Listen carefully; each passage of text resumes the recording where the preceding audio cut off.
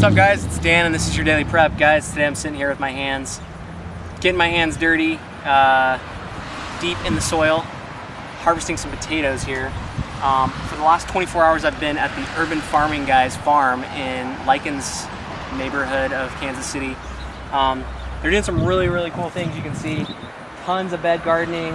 I mean, you can see the train just went by a second ago, but right in the middle of like basically the hood, and they've got abundance going. They've got, you know, tons of different annual type stuff going. They've got some perennials, vines and things that you're not seeing right here, but a lot of fun. And really, you guys have heard me talk about the Urban Farming Guys before, but these guys just kind of have done the grow where you're planted model, and they took a place that was blighted, that was run down, that was, you know, a penny stock really, as far as everybody else was concerned, and they made something pretty cool out of it. So they've bought 5 or 6 different lots here in this couple neighborhood area. The Jason Fields, the founder, and his wife and kids live in one of the houses right over there, and they have another house that's dedicated just to like interns and people that are helping out, which they got for $1. You guys might have heard me talk about that a while ago, but they got that for $1. Then they got a grant to fix that up, so they got I think like $50,000 or something crazy in donations to fix that up, make it really nice.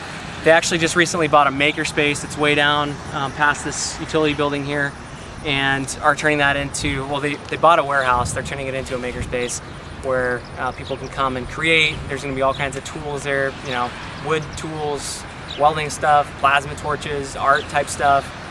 So it's really going to be a space where the community can come and put in some positive energy and take out some positive energy, some inspiration and things like that from other people. So super cool. I'm having a lot of fun. Was able to talk with folks a lot out here, and I'll show you guys around some more stuff a little bit more in detail, but I just wanted to sign on real quick and say hi. So I am back here in a poly covered greenhouse here at the Urban Farming Guys. This is where they keep some of their tilapia. You guys have probably seen some of their videos where they show that, but just in these IBC totes right here, they have some of their tilapia. Some pretty big guys too, some 4-pound fully grown fish that they just haven't harvested yet. So you can see up top they have some lemon balm growing. It smells really good in here. It's kind of taken over just because they haven't had to harvest it or anything yet. So I'm gonna go ahead and feed these guys, and I'm told it's gonna get kind of crazy. Like these guys will make the water boil. So let's take a quick look here.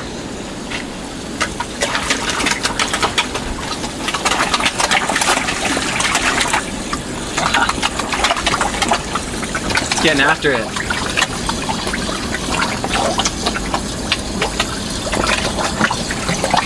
Yeah, some of these are huge.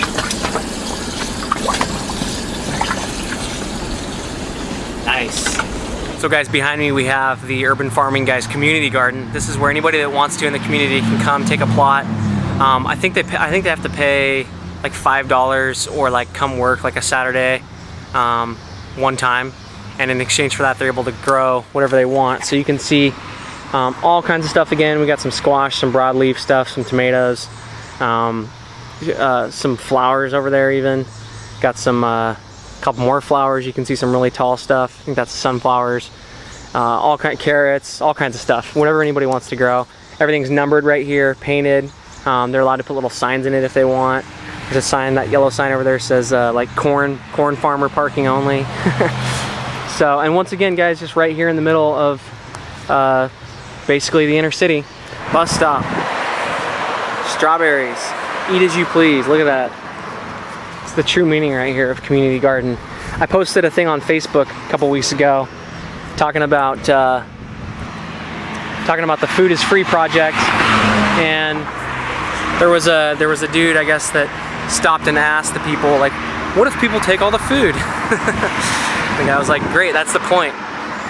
The point is, guys, when you have abundance and you're using your space smart, and you're not trying to make this little mow strip look like a golf course right here, there's enough for people to have. So this is their giant solar PV array.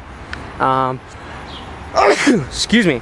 You guys might have seen this in some of their videos before, but essentially this is producing about 90% of the electricity that they use on the site, which is sweet. They actually did the thing where, let me stand in front of the solar here. They did the thing where they leased the equipment essentially from one of the local installers here in the area, I believe. So they got the equipment for free, and now are just paying this kind of like subsidized rate, more than what their costs would be for electricity, but excuse me, more than what their cost would be had they bought their equipment outright, because it would have been zero, but much less than what they would have been paying to the utility group around here. The other thing that they use this for is rainwater collection. So this is where I think it gets really genius, but you can see how there's a break right there. If you come up close here, you can see. And right here is gutter. So you follow this gutter down,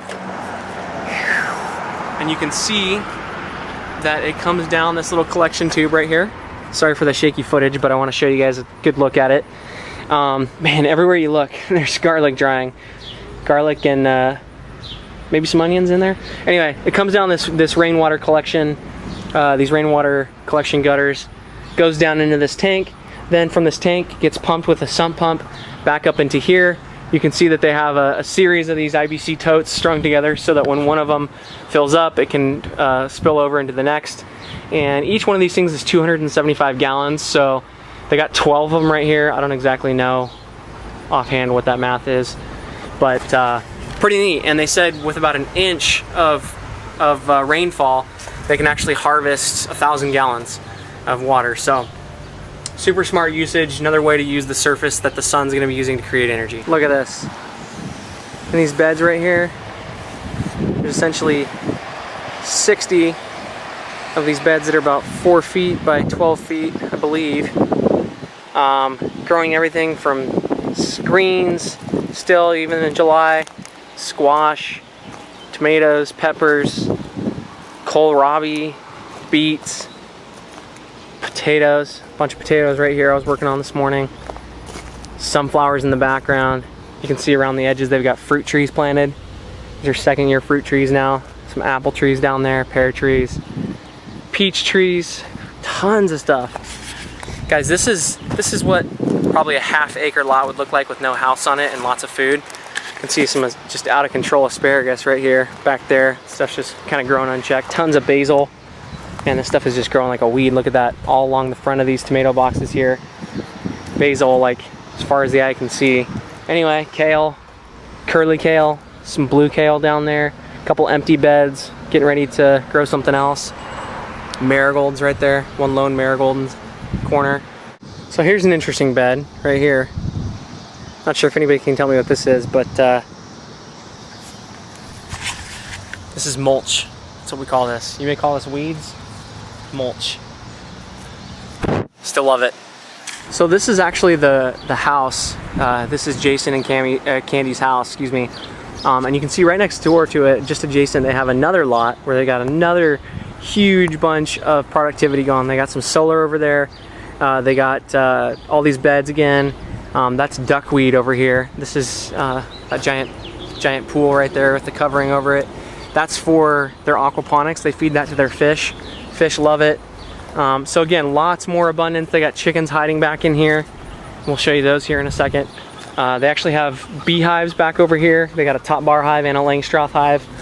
So just tons and tons of stuff growing in kind of what the permaculturists would call zone 1, right outside their house. So here's their chooks, cranking away, doing what they do. They made good work of this big veggie scraps pile that we gave them this morning.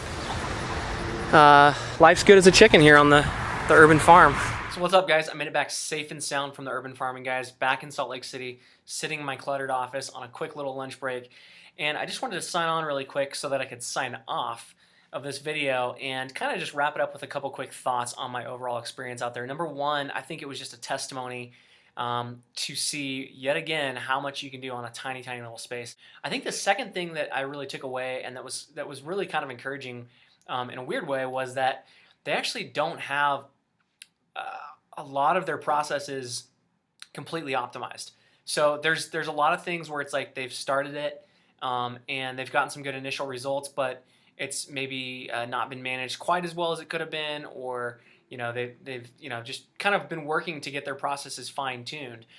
And I think that maybe it's just because I'm a sick person and I don't want to see anybody do well if I can't do well. But I think on some level it does speak to me in a good way, and let me know that these guys that I so admire and that I've so looked up to for a long time really don't have it all figured out yet. But the key thing is that they've started. And so I think that's for me in my heart, you know, it was good to kind of see that some of the stuff really was still in beta, that they were just going for it, that they weren't waiting until they had everything completely ironed out and had like you know, just a perfect system and all the help that they needed and all this kind of stuff. They're really just trying to feel their way like any of the rest of us are. Kudos to the urban farming guys. Big thank you to Jason and Candy and their family for kind of taking me in and really showing me around and treating me really like family for the weekend that I was there, feeding me at their table. I mean, these guys were super cool, and I really appreciate it, guys. If you guys do happen to watch this, thank you again so much. Love to come back out that way again sometime and rub shoulders again. If you guys are interested in the urban farming guys, or you like what you saw today, definitely swing by and check out their YouTube channel and their Facebook page. They got frequent updates on there of the stuff that they're up to, and it really is quite a bit. So a lot of stuff that I didn't show. They have a pretty cool makerspace that they're working on. They secured a commercial industrial building for $30,000. You can check out their video on that. So they're rehabbing that now to be like a community center, truly like a makerspace where people can come in and create and have this like positive thing right in the middle of this otherwise kind of rundown, sad community. So I think that's going to be really cool, and just a lot of neat stuff that you're going to see out of the urban farming guys here in the coming months and years. So thanks again, guys. Hopefully you guys enjoyed that. I'm Dan, and this has been your Daily Prep.